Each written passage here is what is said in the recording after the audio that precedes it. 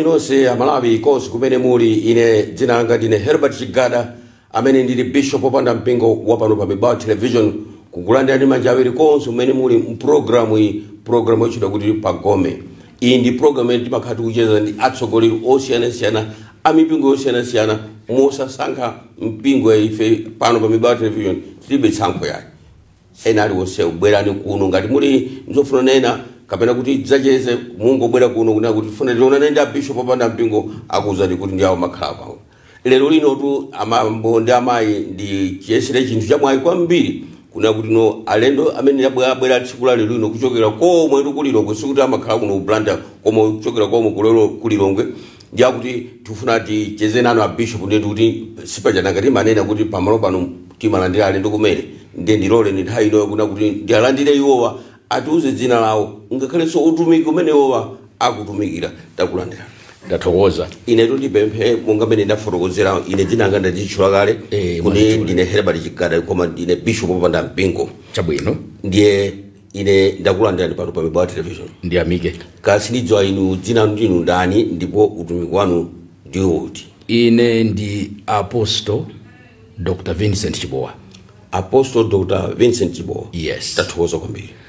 Ndi mpingo mari Yanobe Church. Yanobe Church International. Yanobe Church International. Ikutanthauza kuti yani Yanobe. You are now blessed.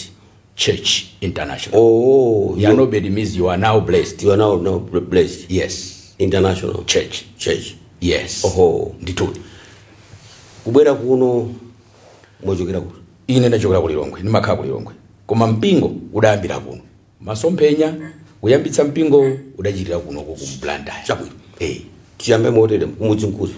Ine kumudzi kwathu kwa amayi pachefe kuchichewa timakati moti kumudzi kwathu ndikuti mwachulwa kwa amayi. Ndiri ni kunchisi. Kumeneko ndiri kwa Malenga. Malenga. Mudzi mwaka Ngoma. Ndiye kumudzi kwathu. Nditudi mtafika pachisi paboma kutenga malomo kungoenda pang'ono timakhota timati pakapirundika kena kanofika mudzi wathu pali skulu muli chalichi menemo. Mayi okuberekani ndi akumene kunchisiko. Bambo anga nda akubunda uko kumitundu uko kwa Chadza Chadza mudzi mwa Chibowa uteko dzina loti la Chibowali ndilo la ufumu lo bambo kumeneko ngatalikira nato kujene ndi kunchisi sada madero talikira sada oseka adakumana mulilongwe ka adakumana mulilongwe udaba jo kuchisi udaba jo mulilongwe adakola mulilongwe nkujera na maso mero kwera kuti iwe ndindiza kwera kwadu ukhalezanga de kupezeke feta jokasofuta jokamuti mubalo menewo. Tsopano banja limene la Chibowa mali Chibowa. Yes. Munabadwa nangati? Ife ndiye kuti tilipo na 4. No. 5 ya. 5. Inditude. Chabwino. Mwati utumiki umene mukutumikira ndo chita kuti Yanobe. You are now blessed. Church International. Kodi munatengera kuti dzina ili lidabwera 2003 kuchokera kuti ni mapemphero. Usiku 12 koloko ni masala kudya. Kale yake niyoseketsa kwambiri. Azibale anga adadza amanga kunchisi kuja. Chifoti padachitika ngati kangozi kana kake. Ndiye amanga. Ndene tipatoyembekeza kuti abatulutse nkhani zija papero. Kunapezeka kuti nadzaganiza kuti ndisale kudya. Temeni nkapanga za sikomo. Nguda ndisale kudya 3 days. Upemphero azibale angacha. Ndiye ndi usala kudya kumeneko koyambo sana. Anali pa zibale anu angapo eri? Atatu. Yes. Chabwino. Ndiye napezeka kuti usala kudya kumeneko utsiku la chitatu namba ngati Monday la chitatu usiku nangu khala pasi mena khalira mu chonchi mbali mwa bedi kungwima chonchi nangona nyumba mtawala koma ndimakumbukira lina 12 kutawala kuti kodi nchani utsagula windo unali kuti kulada ndithu usiku ku nthawi akumenyuma mawala moderemo mmeuposa so mene mwawalira munomo akuposa pakesi wala kena nangono kuwala kuja ndona anthu awiri akubwera kodiandikira ina asindi ulota ati ndakhala pasi bwino nchani kuchitika koma chimene ndadabwa nalibe mantha osabwera kungokaa kuti ndikuwaona anthu aja andiyandikira amakhanga tabwera khomo la kuchoka ku sitting room bwera kuchipita ndipo adakhanga kuti atsepa lali katani adango tsagula katani uyorere nkubwera kumeneko nkundiyandikira nkunguyima apa ineso ndakhala pasi chonchi wina ndamdziwa ndithu ndi Yesu koma wina ndinandziwa ni ngelo fangela adanyamula chimpeni chachitali adakhakumbuyo kwa Yesu afuna kugwaza nacho yayi adankanga kuti amagadira uya amabwerayi oho nene nkuti kumatsuna anthu awa ukuoneka ngati wazungu choncho banji ndiye ninkati moti ndikuganiza ndiye kudangopezeka kuti ndimene amandiyankhula kuti you are now blessed adayankhula mchizungu 2003 pa 11 June you are now blessed go and bless others raise disciples in nations. So chalichi tidalembetsa kuboma 2014 po 1 April ababa padali training fantamezi machitika nupemphera mpingo wina osali mpano baya chabwino aposo chibuwa mukufotokoza kuna kuti no monga mene mukufotokozeramu funso langa onena kuti kodi iniwe kuti muyambitse mpingo chiyambi chake chimene chakumalotochi kapenano panali njira ina choti muyambitse mpingo umenewu panalibe koma osati kuti awasada ali maloto nati inali vivid oti ndili maso koma nanga anthu maona kwene naona munagwira pankono anangu ndiyankhula koma atayima ndakha kuti inu sindakugwira napa simwakhala pati sindinagwirane ndiye kuti sindinakuoneni inunso mundiona munatsazikana mene amacho adatsazika kuti tili ndi iweyo chabwino mafotokoza kuna kuti no makapakati mafuna ndidziwe mpingo umene inu mapemphera pachiyambi musanambe umene mpingo wathu napemphera mipingo ingapo mpingo kwa amayi anga sanabwera na bamba mapemphera Anglikani nali mpingo uli mudzi mwathu kwa Anglikani chabwino obweretsa zankulu kumeneko fuka kwa Anglikani kunde kuti almost azibale os Anglikani ambiri ndazibale anga ngasinu okulo kumbiri mpingo wa Anglikani kuti kumene chisiku so ntachoka kumeneko tsopano tindabamba iwo na Roman Catholic oho modi nasira munkoloko saka St. Pius kusiya ja mpingo wa Roman Catholic oho 2003 ndalandira maamenewa nadzapita kukavale Folandira Yesu kambo yeni mutsomwe wanga 1996 ndi kunjinjuko ndetsopano ndabwera kuno Blantyre ndalandira masomphenya nimene tsopano ndi masintha ndi mungolokosa nkwambo pemphera kukavale so nakhamu kavale mpaka 2012 tinganene kuti inuyo makolo wanu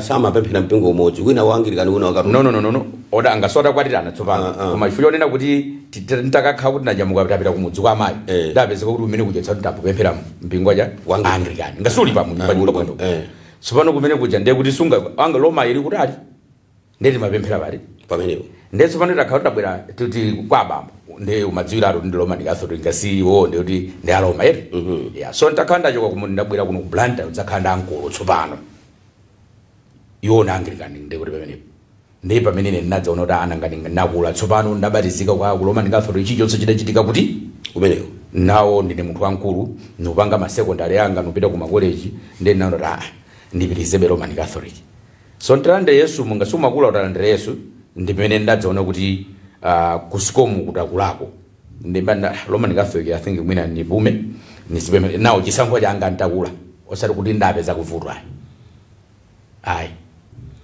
koma mene inu mapanga chisankho cha inu nokapo zindikira inuyo kuna kuti mwakula makolo anu zinasangalatsa kuna kuti mupange chisankho chimenechi makolo sitinganene kuti anakondwera ngati bambo anga sizinakondwetse koma panopa iwo ndiye kuti ndabusaso mu mpingo uti omweyo wathu wa yanobe adalowa mudakopa yayi okadaona kuti nkofunikira adalowa mudakopa pa zifukwa zimene chilipo chimudakopa yayi koma iwo adangoona kuti atazimvetsetsa chimodzi adzayankhula chinthu chimodzi ngati munthu wankulu kuti adanena kuti mulungu ni mmodzi sindionapo vuto bora kuti musamapange fapo yamba pamati kuti amapanga zinthu zoti mupemphera zoti muyankhula malilimi chanchani iwo aja manena kuti ndi za sataniki kaya nimakumbukira ntakawuza kuti ndifuna usintha mpingo 2003 odanena kuti ayi zimene mupemphera zanuzi ni za sataniki za malilimi izide zanuzi ni za sataniki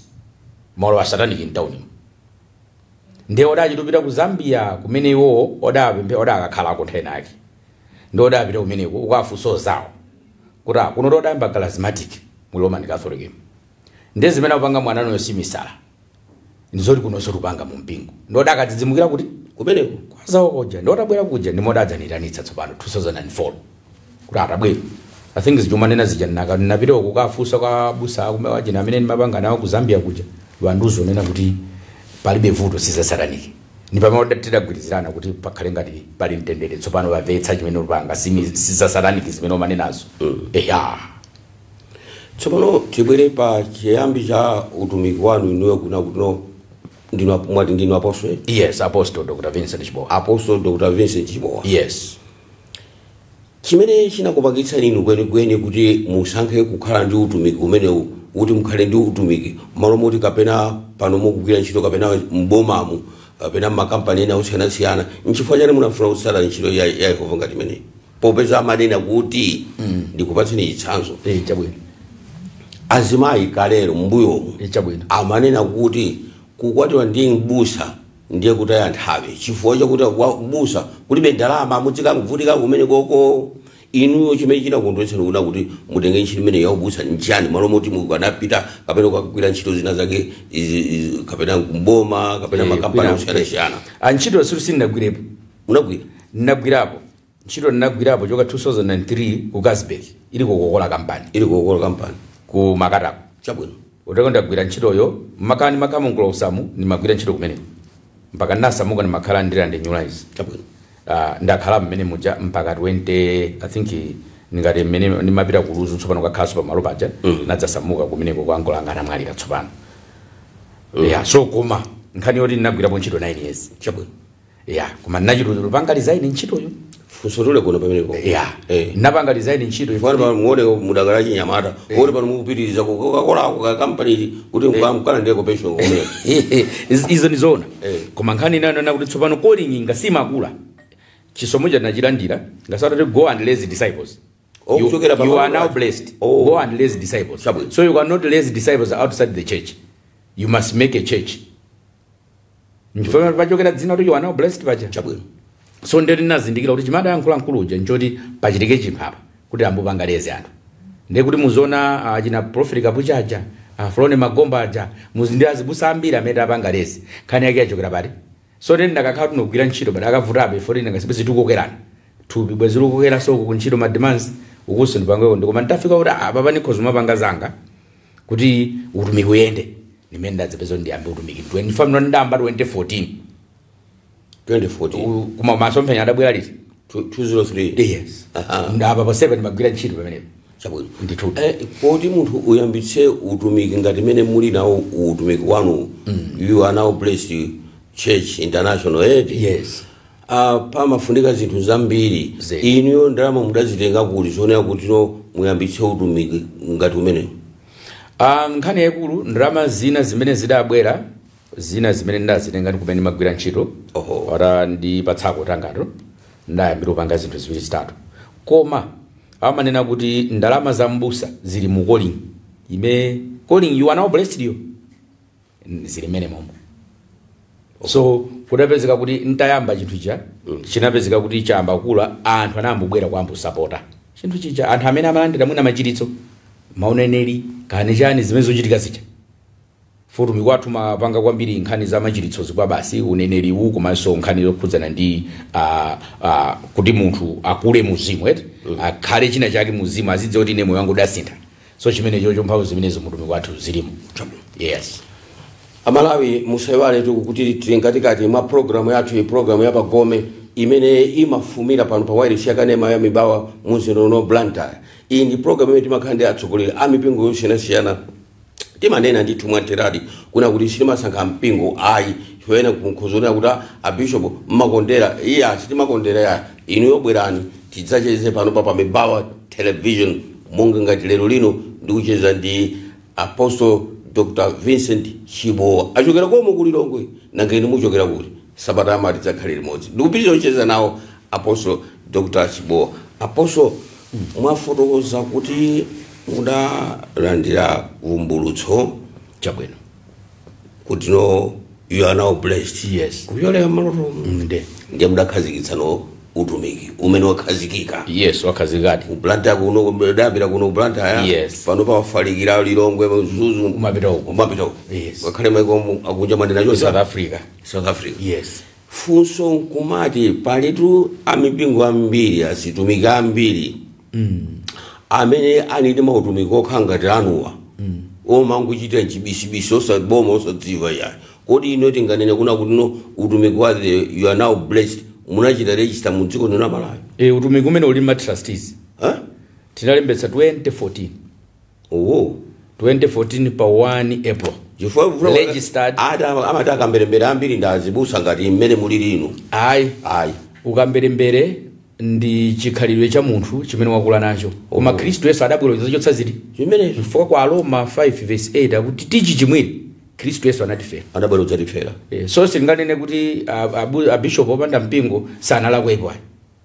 Koma Yesu anatibwera tili mchichimwire dziko lili chichimwire Khristu anabwera kudzatifera nkutombola ndeti tomboledwe tsopano imene pamakhala ntchito tokombola anthu ena fund assignment tsopano alesi ali na assignment yake inunso teni calling yanu memuti panga pano ndoti anthu ena akuphunzira kunjako mufuna ndiyankha funso lamene ndakufunsaniro kuna kuti no utumiki wanu uli registered ndi boma. Ku Blantyre ndithu Niko House mwamba muja sino mu registrar mwene upita kumene kuja mukapeza ndituti Yanobe Church International mukazipeza zili mene mwali nazo mafaili 2014 1 April. Inuyo pa utumiki umene wa Yanobe you are now blessed Church International.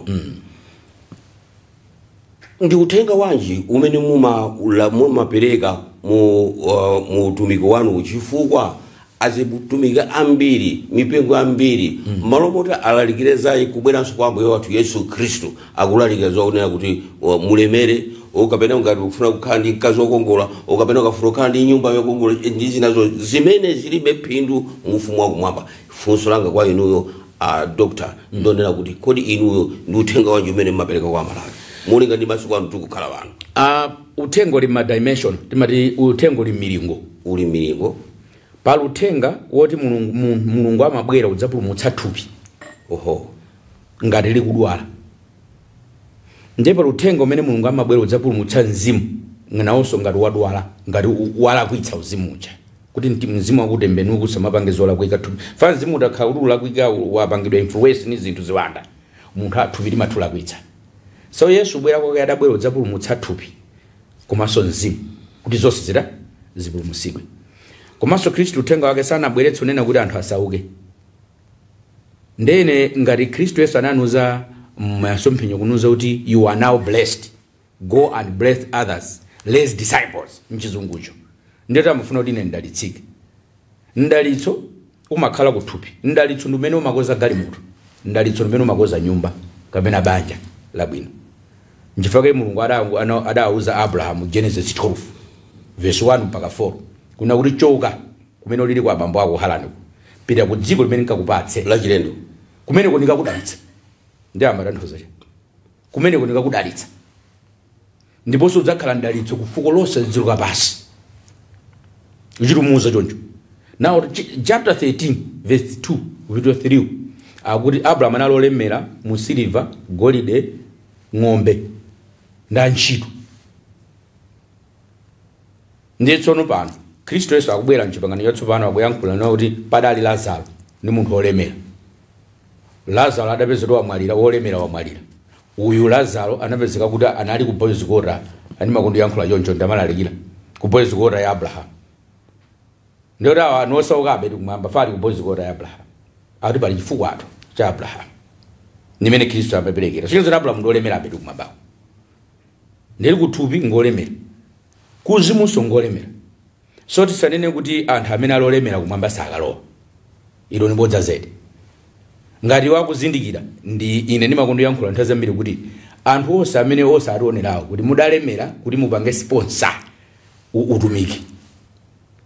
Ulemera kwa ngora apage sponsor the kingdom of God. Fa ku Luka 12 verse 32 akuti ndakupatsani ufumu ndi Mulungu anatipatsa ufumu. Ndi ulemera kwatu kupangitse kuti anthu ena apulumuke. Tisamango panga zampira kandewo upanga sponsor utumikiso upangidwe sponsor ndathu uso malaimo. Anthu amazindikira zimene zoti utumiki ngofuna ndi ochepa koma alipa akusupport. Munonso muli anthu malaimo amene akusupport ambiri. Pano anthu ambiri so madona zakunja mwina ndi ochepa koma madona zambiri ali malaimo amene akusupport mautumiki. Matumiki athu sana akapita kuli konse kupanda anthu amene akusupport olemera malaimo. Dr. Chibowa ndi mafuna kukufunsani motere mukunena kuti mafotokoza kuna kuti inuyo munayambira utumiki wanu kuno ku Blantyre umene wafalikira madera ona kusiyana pali pano likulu lanu lili Lilongwe siyonjo? Yes. Area chani? Kumene kuno area 25C. Area 25C. Yes. Mungadziwe chiwerengero cha azibusa amene ali pansi pa inuyo? Azibusa anga amene ndikhozonena kuti alipo panopa onse ali ma branch. Fama branch athu tawerenga alipo cha ma 22. Ndeuti azibusa 22 plus ma associate awo ndeli pamodzi tukamba za 44. Kuma pali ena amene ali pa training woti tapanga udeni pa crossover apa. Komanso ena tidzapanga chaka chamawa ndeti taphatikiza onse amakwana ma 60. Yes. Funso langa limene likubwera kwa inu okhudzana ndi azitumiki amene wawa wonjezera amene muti mwachita udeni nthawi imene ikubwerayo. Kodi amene wawa amakhala ali pa tikiti iyo na kuti mwezi ukatha malipira kapena iwo amazithandiza bwanji? Ifo ndi chikhulupiriro kuti ambiri iwo ndakuluakulu ndithu amisinkhu ali manja awo. Zoona ambiri oti ali mabanja mwawo ndithu. Chinthu choyambirira Khristu Yesu adatuma ophunzira ake kuti akatumikire mafani yankhule chimenecho fa chilichonse tupanga cha malemba. Adatuma ophunzira ake kuti katumikireni ndana apita kutumikira. Khristu adabwetsa ripoti adanthu aja. Ife kuziwanda tuzimagwa ndipo anthu akufa amadzuka. Ziwanda nditu Satana magwa ngati ziphezi. Ndiye Khristu adapanga silent kuti no silence. Kuti ino chimene musangana njo kuti dzina linalembedwa kumwamba m'buku la moyo. Ndiye choyambirira munthu timamuwuza kuti akhale kuti nayenso awupulumutsa moyo wake. Chachiwiri apulumutsenso family yake ndi ana ake. Fa munthu sangakhale ndi moyo osapezeka sonka chakudya mbalina. So timangana kuti tizibalasa. Ndiye challenge chimene akutumikira chimasapota mbusa. Chimasapota mbusa osazibusa amene ali ma branch athu akusapotedwa ndi challenge.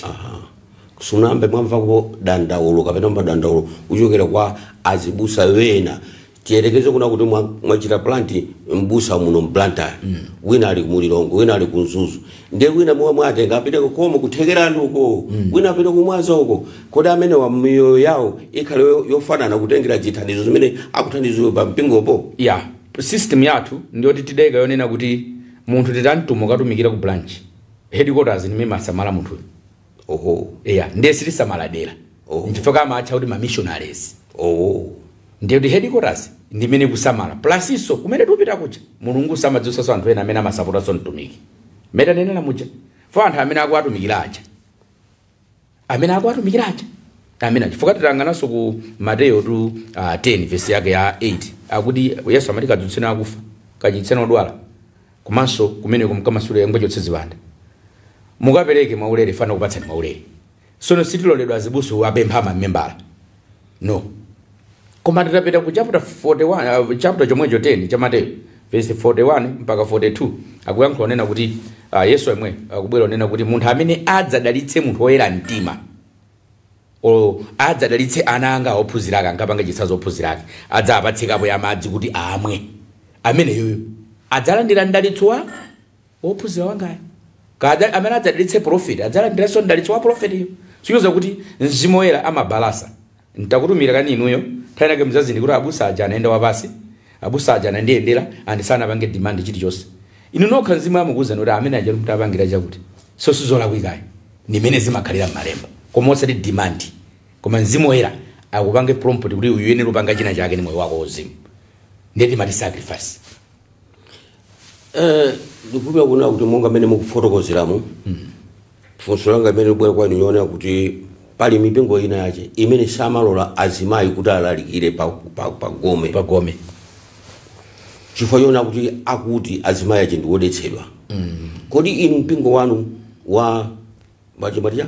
Yanobe Church. Yes. Malola azimayi kulalikira. Nchifake kumbuyo kudadza bwerako ena kuti ndimati abusa Flone Magombo akumpemba. Ndi amene aja nda head Southern Region azibusa osalanda iwo. Ndiwo nda akulu bazibusa osali kunoko. Amende ayiwo nda amene akuyang'anira azibusa wose. So sinyoza kuti nizimayi. Nina azimayi ambiri amene akutumikira. Funkani yoti kodi mudalandira Yesu khala mbuyeni mpulumutso moyo wanu.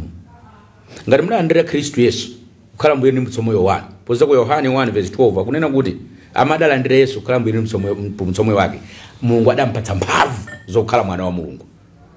Osati wa munthu ayi. Mwana wa Mulungu. Kwa Roma 8 verse 14 akuti ana a Mulungu amatsogozedwa ndi Mzimu Woyera. Sopono ngati mzimu woyera akumtsogolera munthu, ifeyo taona kuti mzimu woyera akumtsogolera, asakhalire nje mbusa. Poze Yesu adamulandira adali mbusa, adali profeti, adali apostle, adali mvangeli, adali mphunzitsi. Anenesa adalandira china chake, koma ngati adalandira Yesu amene ali mkati mwangayo, ni amala ndipanga mbusa, ngasadalwa mkati mwangayo. So ya mabwero dzaya nkulakula akulu nufuna mpangiza kuti. Amene amanero Yesu Kristo sama panga direct anthu agadi watsogolera zoti achite. Anderi Yesu yuwo sanafike pa kumana nawo. Koma sasa nene kuti anthu ena sana kumane ndi Yesu. Fwene ni mmodzi ndakumana na Yesu. Ndonena panone. Sindakapanga zimenezi ndakakhala kuti nali bewu kumana ndi Yesu sizingatheke. Zidakathazo kale kale. Inu Dr. Chibowa. Yes. Ndino mkulu wa utumiki umene wa Yanobe. Meneno nguoneka kuti mumang'anira dziko lonse lino la Malawi ndiso kuli kuni chako. Yes. Muli pa banja. Ndili pa banja munthuni. Pali pambali paona kuti ndinu mtumiki. Paliso business kapena zina zake imene mapanga. Business singalephere. Timapanga ndithu tima business.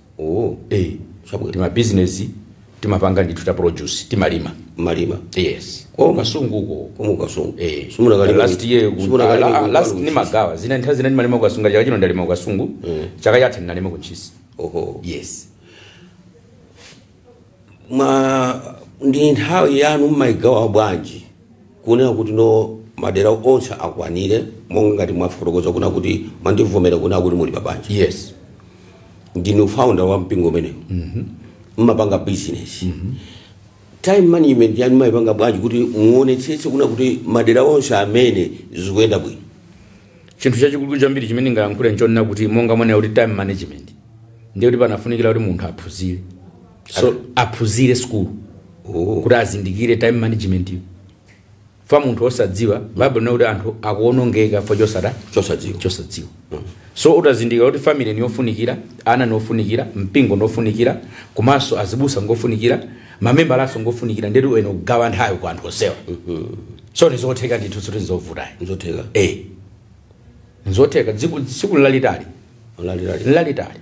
Kodi mwafotokoza kuna kuti muli pa banja ndipo muli ndi ana? Yes. Kodi mmodzi wa ana anu atanena kuti if adadi mpingo wanu wa Yanobe tsala naoni tikupita tikukalowa kwa Assemblies of God izakondoletsana. Sizingatikondoletse chifukwa Baba danena kuti kholo ntchito yake nopanga lidi mwana mpaka atakula kuti wapanga chisankho chotokhala mbanja, koma kwambiribe olo muli inuyo vana amafunika akhale pafupi ndi bambo anu acheteso munasangalatsetu. Nasanga chifukwa adazitsatira pano pali kunyumba kwanga amakhala ndi ine kulilongo. Masamala ali ma 90s. Pano pai wanga zisamale ngani ni munthu wankulu ndenda asamale ndine chifukwa pano iwo wakhala ko mwana ngwasamala ndipo yamba dandisamalani mo. Koma nawo atazimvetsetsa solo langu ongudzuka ngujowa nkwambo panga zinthu zayi. Koma udamvetsetsa kaye nkufufuza nawonso ngozindikira. Chifukwa dafufuza kaye osana pangezi ngasoma omanena kuti zawana sofula.